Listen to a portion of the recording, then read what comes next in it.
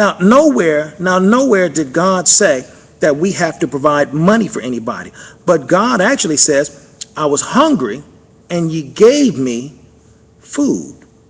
So when we talk about providing for the poor, when we talk about providing for those who are destitute, when we're talking about making provisions and doing the things that God really wants us to do, we're not talking about giving somebody money for their cell phone bill, or so they can go out of town, or so they can make it to the Jackson State ball game, or so they can go out and have a good time out on the town to get a break from their kids. Your kids are your responsibility.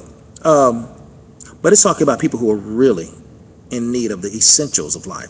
Now, notice here, we're in Matthew chapter 25 and verse 34, and it says, then the king shall come and say to those on his right hand, the sheep, he says, come ye blessed of my Father, inherit the kingdom prepared for you from the foundation of the world. For I was hungry and you gave me meat, thirsty you gave me drink, stranger you took me in, naked you clothed me, I was sick you visited me, I was in prison and you came to me. Then the righteous answer him and say, Lord, when saw we thee and hunger and fed ye, or thirsty and gave you drink? When saw we thee a stranger and took ye in, or naked, or clothed thee? When did we do this, is what the righteous will say. Or when did we saw you sick or in prison and we came to you? And the king shall answer and say to them, verily I say unto you, or truly I say this, insomuch as ye have done it for one of the least of these my brethren, ye have done it unto me. Now, understand what least of these really means. A lot of times people think, well, least of these mean one with the least amount of money, which is true to a certain extent. Least amount of influence, which is true to a certain extent. But least of these means this real important implication. Insomuch as ye have done it unto the least of these my brethren, ye have done it unto me.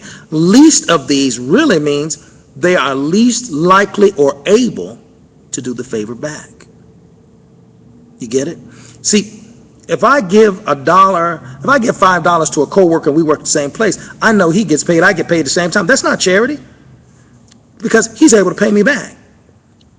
But real charity is when you do something for somebody and you know they can't pay you back, and you don't expect them to pay you back. In other words, it's an opportunity for you to expand your spiritual growth in that moment, because you know what? We cannot see God's message and path for our lives because we're too rooted in the selfishness. And when I'm not talking about being mean selfish, I mean selfishness in our own problems. We can get so caught up in our own problems, in our own conflicts, in our own families, in our own jobs, that we really don't even see anybody else's problem but us. Somebody will come to us and try to talk to us about their problems, and we flip it and start talking about our own. Well, child, let me tell you something. I got problems worse than that. In fact, blah, blah, blah, blah, blah, blah, blah, blah, blah, blah, blah, because we are so selfish spirited. Not in a mean way, but in a, I'm so concerned about me, I don't have time to be concerned about you. And we miss a spiritual blessing. We miss a spiritual growth opportunity. We miss, life is about more than what we just desire or want. And it's good to get what you desire and want, because you should work hard for it. And as a man soweth, so shall he reap. And there's nothing wrong with prosperity. I keep saying that over and over again. There's nothing wrong with being blessed. That's true. There's nothing wrong with having access to the blessings and enjoying the fruits of your labor. God says we can do that. But the problem comes in when we can't think of anything else except what's happening in our world. We literally become the center of our own universe, which is a bad, bad thing. At first, it starts off innocently. It starts off, well, I got to eat, I got to sleep, I got to work, I got to provide for my kids. These are honestly good things. The problem is when we continue to center inwardly, we become our literal worship energy becomes self-directed. And I know you say, I'm not worshiping myself. I know you may not be bowing down to your own feet, but the Bible says the whole duty of man is to serve God and to keep his commandments. Now think about this for a second.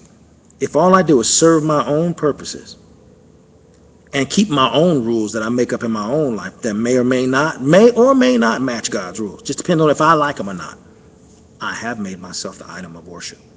I am now suffering from the most corrupt form of sin you could ever have, which is idolatry.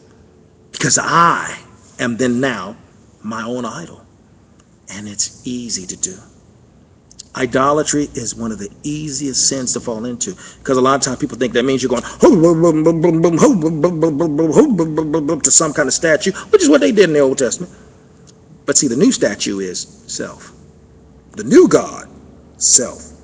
You don't believe me? You don't believe that we can build shrines to ourselves? Have you looked at your Facebook page, Instagram page, Twitter account lately? Have you looked at your Tele account lately? You know, we will build photographic monuments in honor of ourselves online. Now, everybody's a god to themselves if we're not careful. Everything's about my status. I need everybody to know what I am thinking, what I am expounding about, and what is it about me and mine and how I see the world. It's literally that easy. We are, quite frankly, on the verge of becoming the most idol-driven society in the history of mankind. And when we have an idol-driven culture, it's about me and mine, me, mine, me, mine, then the idea of helping you doesn't even cross my mind. I'll help you if you can help me. Well, now we're back to idolatry. I'll see what I can do for you if you can do something for me. Idolatry. But what God is saying here in Matthew 25 is, blessed is the man, because he has a sheep-like spirit instead of a goat-like spirit, when he takes care of the least of these, someone who cannot return the favor, someone who does not have the capacity to do the same thing to me that I'm doing for them, someone who, quite frankly, may not even know where their help comes from. You know, when Jesus says, do not let your left hand know what your right hand is doing, he's not talking about doing something underhanded secretly, which I've actually heard some preachers say on TV. But what he's saying is that when you do your good deeds, you don't blow the horn so everybody can know about it. A lot of good deeds you do, you should do them without trying to get a fanfare, but you let it be God that gets the credit for that good deed. That's when you are spiritually growing. You see, it's hard for us to spiritually grow if we do something and we gotta make sure you know, I'm the one that gave that extra money.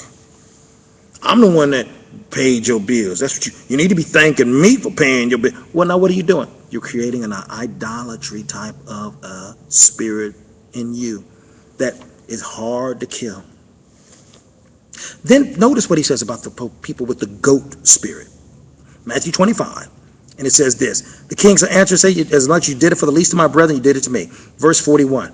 Then he shall say to them that are on the left hand, depart from me, ye cursed, into everlasting fire, prepared for the devil and his angels. Now, actually what God is saying in this verse is, when you don't provide for those who are and destitute, and you have the ability to, you are like the devil and his angels. Notice he's putting the devil and his angels in the same place as he's putting these people, which means they are demonic in their behavior, in their selfishness.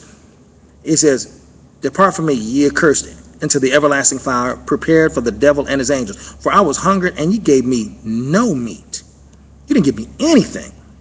I was thirsty, and ye gave me no drink. I was stranger, and ye took me not in. Naked, and ye clothed me not. Sick, and in prison, ye visit me not. Then they shall say, it said, Lord, when saw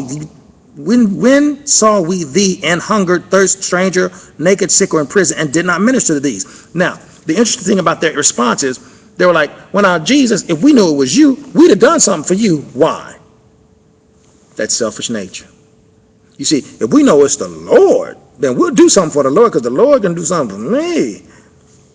Now we're in that same selfish, idolatry-driven spirit. And this is what's demonstrated with this particular passage. And then the Lord shall say to them, then he answered and saying, verily I say unto you, inasmuch as ye did it not to one of the least of these, ye did it not for me. And these shall go away into everlasting punishment, but the righteous into life eternal. So what God is saying here is that if we close our eyes blindly and purposely against those who are in need, and we have the ability to bless them, then we are like the devil and his angels. God is not saying that you take every dollar of your hard-earned money and give it to folks and not be able to pay your bills or not be able to do this or do that. That's not what God is saying. But God is saying, you know what? Your existence is a lot deeper than your own whims, wishes, and desires. God provides for you so that you can provide for your family, but also so that you can be a blessing to those who are waiting on God to deliver them out of a situation. And God hasn't sent some other person to do it. God put you there. You know, when you see the opportunity to help somebody and to give them what they stand in need of, and you can do it out of your own resources, you're the angel that God put in that situation. Don't call the church and say, hey, y'all need to come here and help these folks. God put you there. God made you aware of it.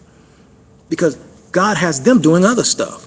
But what God puts in front of you and plants in your heart to do, he's given it for you to do, and no one else. Answer God's call. Answering God's call doesn't always mean you got to be preaching from a pulpit. Some of the best pulpits in the world is the pulpit of compassion and sharing that don't involve a verse to first, but it involves the compassion of one brother towards another in their time of need. Because here's the other side of that. See, if we stay selfish, we're going to end up destitute, and then we're going to know what it's like to be in need and everybody walk by us. And it'd be sad if we have to learn that lesson that harsh of a way. Just look for an opportunity to be a blessing to someone else and do it gladly, quietly, humbly, and watch what God does. Because God says, hey, he who provides for the poor will not go wanting or will not lack for anything. Anything.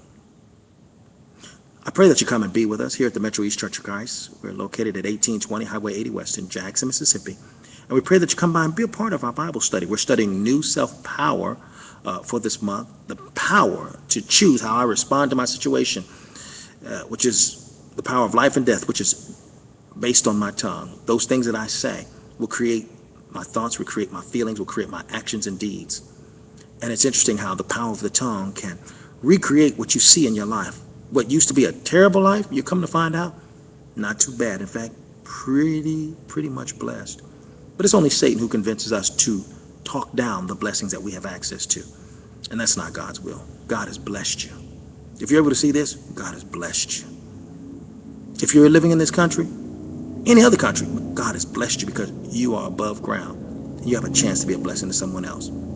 I pray that you be with us and continue to monitor and follow us on this program each and every day, Monday through Friday from 11 to 11:25. I'm Brother Paul Williams, the minister of the Metro East Church of Christ, bringing families together in love, and we bid you good day.